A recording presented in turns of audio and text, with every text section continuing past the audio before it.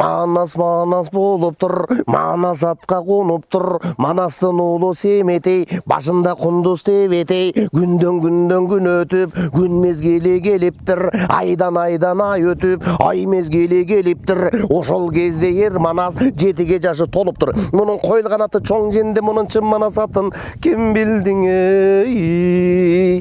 Орозду деген кишенин 10 баласы бар екен, оның бірде қараса оң боғындай жан екен. Ақсақалы аваттай, екіншісі бүбіттай, бешіншісі бүбіттай, 10-шысы ордобай ополтонun ар жағы, оршыңдаңдың бер жағы, қыраңдағы жайлаған, атасы орозбаш болып 60 бе байлаған деп Манасты айтқандың себебі Манас Ордоға келдік. Манас Ордо музей жабық екен, түшті тынуға келіп қалыппыз. Біздің уақытымыз біраз тар.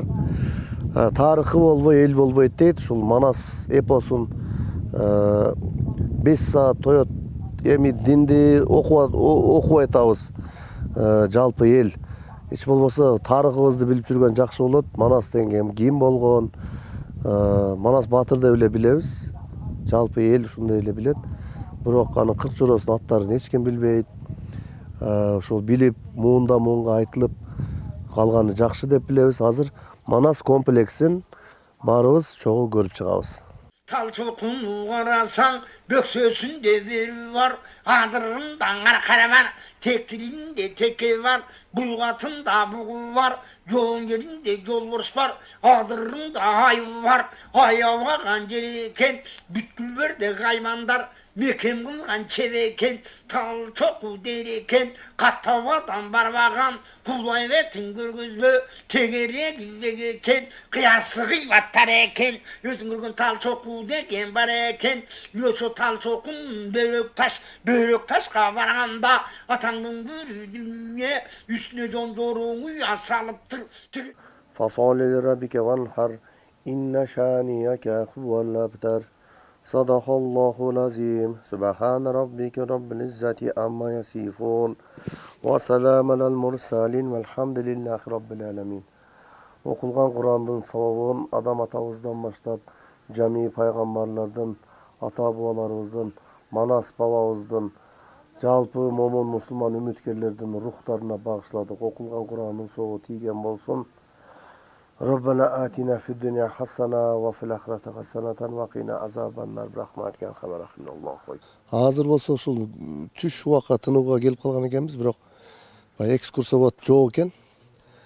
22-жылы 1922-жылы алгачкы рет фотосу сүрөткө тартылып алынган дейт. Кийин Манастын ушул күмбөзү мамлекет тарабынан ушул коргоого алыныптыр. Кийин 38-37-жылдан казуу иштери жүргүзүлгөн дейт.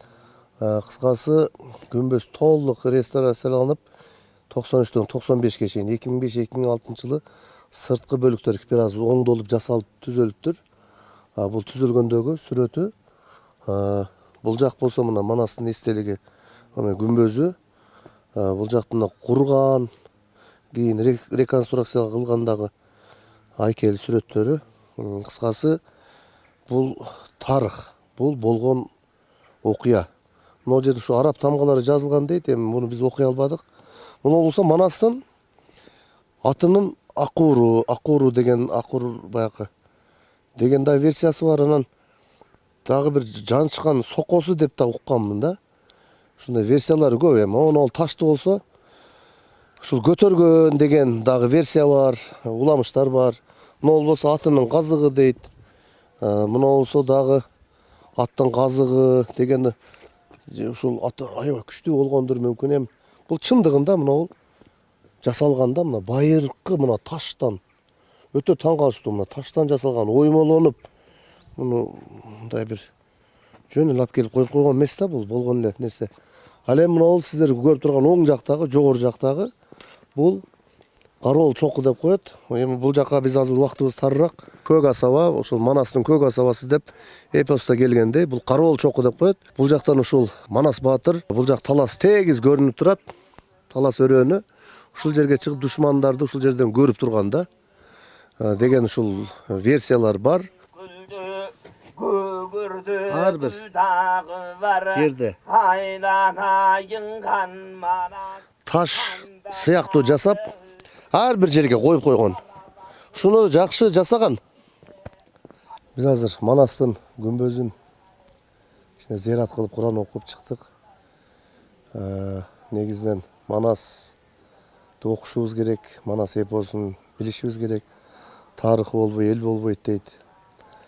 Ушул курама жыйнап журт кылдым, кулалы таштап, таптап куш кылдым деп Бишкекте Ак үйдүн астына жазылып турат. Негизи 40 уруудан бириктирип кыргыз деген улутту түптөгөн деген дагы уламыштар бар. Эми кыргыз байыртадан бар калк. Тарыхыбыз өтө терең. Ушул кайсы жерде болбоңуздар, Жети областтын кайсы бурчунда болсоңуздар дагы ушул күмбөзгө келип, зыярат кылып, Куран окуп кетсеңиздер собу тиет. Анан сыйынган бул болбойт, ширк. Сыйынгандар да адашкандар да болгон экен убагында. Эми көзүңүздөр менен көрүп келип көрсөңүздөр баа бересиздер. Байыркы ушул 1000 жыл мурдагы сакталган буюм тайымдар бар, уламыштар бар. Уламыш деген эми баягы ушундай болгон болуш керек дегендей мааниде. Бул музейдин ичинде, музей эми түшкү тыныгы экен, биз бир аз убактыбыз тарыраак музейди да көрсөтөйлү дедик элек, бирок түшкө убакка келип калыппыз. Биз азыр Талас, ушул Талас областынын эң аягына чейин барышыбыз керек. Негизинен келип көрүңүздөр. Өтө жакшы курулган. Ушундай жерлерибиз менен сыймыктанабыз. Ушундай элибиз менен сыймыктанабыз. Негизинен той ашты токтотуп, ушундай бир соопчулукка жумшасак, кыргыз эч качан кайыр сураган эмес, азыр аябай кайыр сурагандар көбөйдү.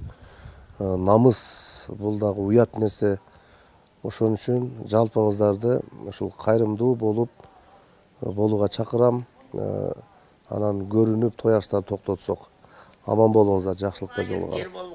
Өзөн büyütü var, atandın gülü dünya. O şu gezde tal çoku, tügönbegen gibi var, tavuşunday gibi var. Tal çokuğa varganda, jestun şuğu gelinde, uşunda geldi gün görgön, kulanları kunlandı, geskeldirik soyloso, gere ulaştıranday, yatkan yerdin gereken, kara kurtu.